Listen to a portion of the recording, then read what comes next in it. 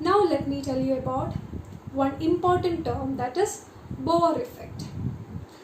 Now that you have seen, in a cell the dissociation is getting occurred, right? This is one cell, one epithelial cell, and this is one pulmonary capillary.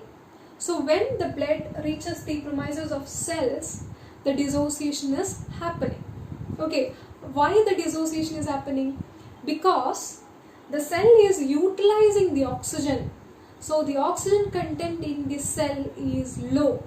That means the oxygen have decreased partial pressure.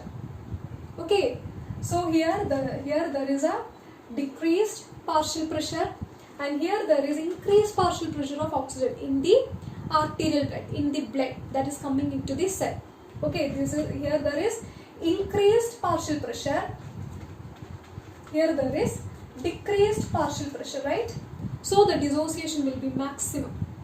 Okay, so if by the establishment of pressure gradient or a significant pressure difference between these two medium, you can see a greater dissociation here.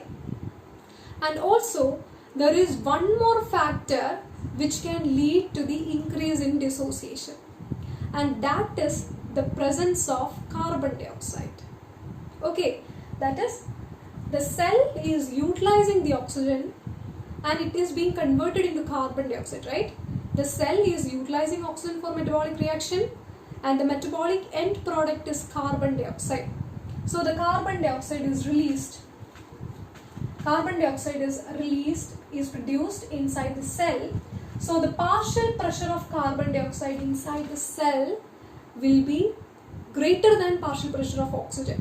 Okay, if this is 40, the partial pressure of carbon dioxide is 46. Okay, so what is Bohr effect?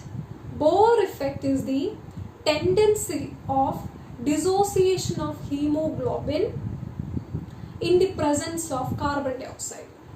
Okay, let me tell you once again.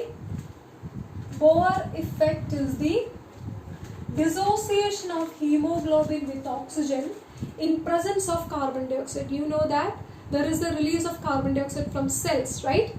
And the blood that is coming here will be having oxyhemoglobin in it. Okay, so if there is more carbon dioxide inside the cell, or if there is more partial pressure of carbon dioxide in the cell, what happens? The hemoglobin is having more affinity towards carbon dioxide than it do for oxygen. Okay, the hemoglobin is having more affinity to carbon dioxide. So what happens? This hemoglobin will dissociate with oxygen.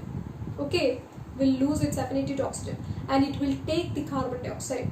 That means in the presence of carbon dioxide, the dissociation of hemoglobin with oxygen will be increased.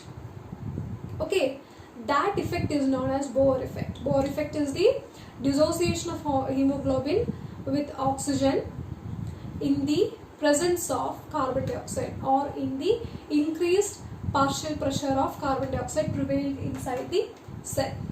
Okay, thank you.